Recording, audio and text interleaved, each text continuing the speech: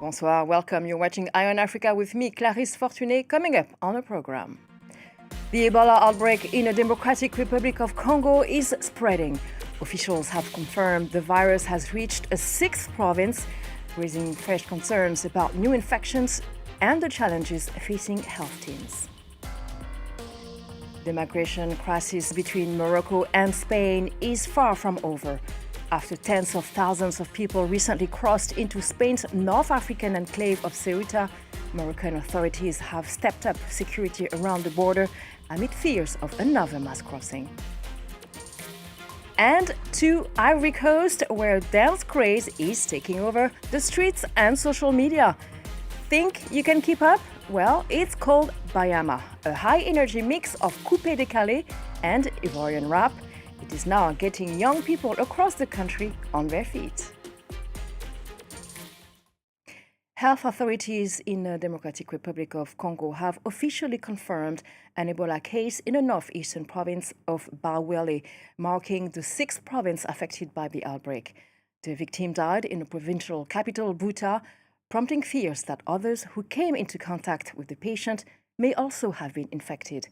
Aid workers are urging more funds and more action to stop the disease. Emmett Livingston in Kinshasa has more. The Ebola epidemic in the Democratic Republic of Congo is going from bad to worse. This week, the symbolic threshold of 2,000 deaths was reached, and Ebola has also spread to yet another province. According to official figures published on Friday, an Ebola death has been recorded in the province of Bawele, which borders the Central African Republic. The disease is now spreading at an unprecedented pace. When the epidemic was declared in May, just one province, Ituri, was affected. 3 months later, a total of 6 provinces have Ebola. Experts involved in the response are highly concerned. We know at this stage that the situation is not under control and the number of cases will keep rising. To defeat an Ebola outbreak, we need to have the community on board, and at the moment, that's not the case. The pillar of the Ebola response responsible for community engagement and capacity building isn't up to scratch yet. But it's not easy because there's a lot of resistance from the community and misinformation. It's difficult work that needs to be done to ensure the community is informed, on board, willing to report cases and carry out dignified and safe burials. The current epidemic is set to become the largest Ebola outbreak if it continues at this pace, according to the Africa Centers for Disease Control. In Congo, contact tracing, a crucial part of stopping the disease, is woefully ineffective. Africa CDC Director Jean Kaseya said this week that the rate of contact tracing in Congo was about 12%. Health responders say that 95% of contacts need to be traced in order to regain control over Ebola. The migration crisis between Morocco and Spain is far from over. After tens of thousands of people crossed into Spain's North African enclave of Ceuta at the end of July, Moroccan authorities have stepped up security around the border amid fears of another mass crossing. Calls for a new attempt have circulated on social media, including one reportedly planned for August 15th. Simon Morstiz has the story. Small groups of migrants from Morocco and Sudan gather near the Moroccan border with the Spanish enclave of Ceuta. They are responding to calls on social media to cross into the Spanish territory, some of which falsely claim that the entry point would be open on the 15th, a holiday in Spain. On Thursday, the Spanish foreign minister issued a stern warning to those who would attempt to enter its territory on the African continent illegally. No one will be allowed to stay in Ceuta. None of them will be allowed to go to the mainland. None of them will be granted legal status, not a single one of them. All they're doing is risking their lives, with the exception of those very rare cases of extreme vulnerability. For its part, Moroccan authorities bolstered security measures near the point of entry with barbed wire and an increased police presence. According to Spanish authorities, almost 80,000 migrants crossed the border from Morocco to Ceuta between July 29th and the 31st, both on foot and by sea. More than 80 died in the attempted crossing. And according to Madrid, the majority of the migrants were returned to Morocco in the following week, though many, including hundreds of unaccompanied minors, remain. An untenable situation for the president of the enclave. Action must be taken immediately. We must return to Morocco all those who entered our city illegally on the 30th of July as part of a mass influx and who still remain here. Though it remains unclear who is behind the posts, the Moroccan Interior Ministry said that those spreading the calls to cross would be subject to legal proceedings, and that a group of suspects had already been summoned for investigation. Vote counting in Zambia's presidential election was temporarily suspended on Friday after electoral officials reported attacks on some polling staff and the theft of ballot papers.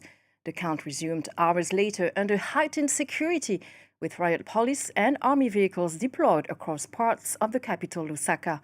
President Hakainde Hichilema is taking a second term and is widely thought to have the edge over opposition leader and first-time presidential candidate Brian Mundubile. The results are due to be announced on Monday. Chad's President Mahamat Déby has pardoned political rival and former Prime Minister Succès Masra, along with 8 other opposition figures. Masra was accused of spreading hateful messages on social media connected to violence in southwestern Chad that left at least 42 people dead. He was sentenced to 20 years in prison. President Déby said the release was part of efforts to promote national unity, peace, and reconciliation. But the presidency made it clear it is not an amnesty. All 9 of those pardoned, including Masra, can still be prosecuted. And staying in Chad, the Chari River is suffering from years of intensive sand extraction from quarries along its banks, particularly in the capital, N'Djamena. The Ministry of Mines recently decided to ban the practice in an effort to protect the environment and wildlife, which are increasingly being affected. But the decision has sparked controversy as thousands of people in N'Djamena rely on the industry for their livelihoods. Our correspondent Harold Gerald went to meet them. Along the banks of the Chari River, the damage caused by intensive sand extraction is clearly visible. Hundreds of pits dug into the riverbed are disrupting its natural balance, and while a few machines are still operating, most sand extractors are complying with the government's ban. I don't understand what good reason there could be to stop extraction from these quarries. This is a widespread activity that supports many families. How are the people who normally work here supposed to make a living? The workers and even the owners of the machinery will face serious difficulties. And yet, the Ministry of Mines, which imposed this ban, collects taxes from the companies extracting the sand. But the damage to biodiversity is very real. On another stretch of the riverbank, we follow Ghislain Binda, an environmental specialist. All of this provides food for aquatic animals, but to dig here, they have to remove and clear all this vegetation. You can see it for yourself. And that's not all. The river also contains nutrients that provide food for fish, hippos, and other animals. When these pits are dug, that balance is disrupted, and the animals lose an important source of food. A few kilometers from the river, we meet Abderrasoul Ousmane again, at a site where he and other local traders store their sand. This is also where customers come to buy the material for their construction projects. The stock you see here, if the ban continues, it will only last 3 months at most. But without this sand, how are people supposed to build? Buildings, houses, or anything else, how are they going to do it? Sand is essential for construction.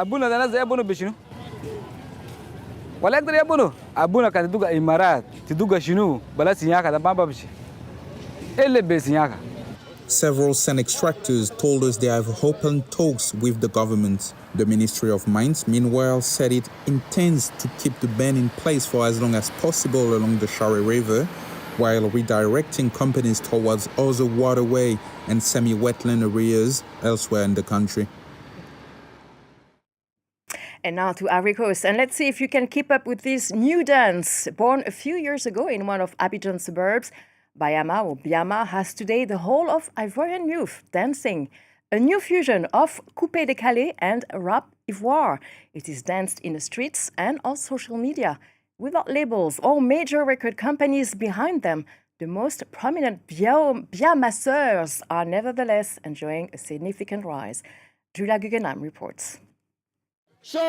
One last rehearsal before filming a special music video, an anthem in support of the Ivorian football team for the World Cup, bringing together 8 star artists from the Biama movement. In just 5 years, Biama is one of the country's most popular movements. It's both a music and dance genre, a source of pride for Ben Alaprod, who composed the song.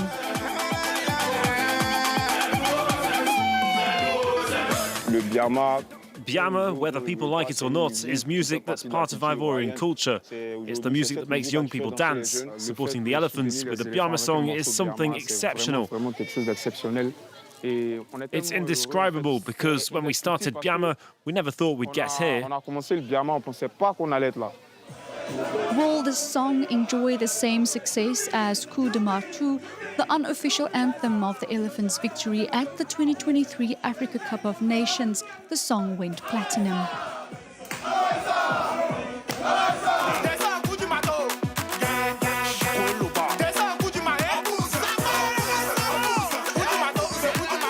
It reached international fame thanks in part to its easily imitated choreography, which even got the former mayor of Paris dancing. But there's no question of denying its popular roots. The music video is filmed in the streets of Yupogu, one of the poorest but liveliest communes in Abidjan, where most Biamaseers come from. It's where everything started. Doing it here means we're maintaining Biama's identity.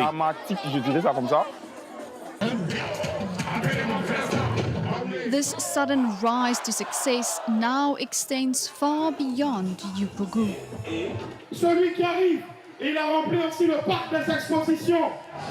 Like most Biamaseers, Didier Ma has neither a record company nor a label, yet he has accumulated millions of views on YouTube, performed in Ivory Coast's biggest venues, and even abroad.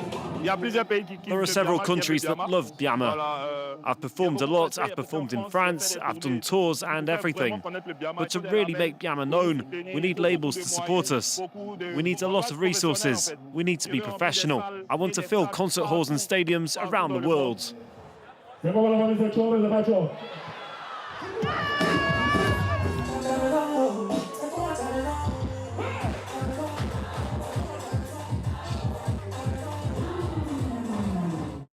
Okay, time to work on those Biama moves. That's all for now. Thanks for watching Iron Africa on France 24.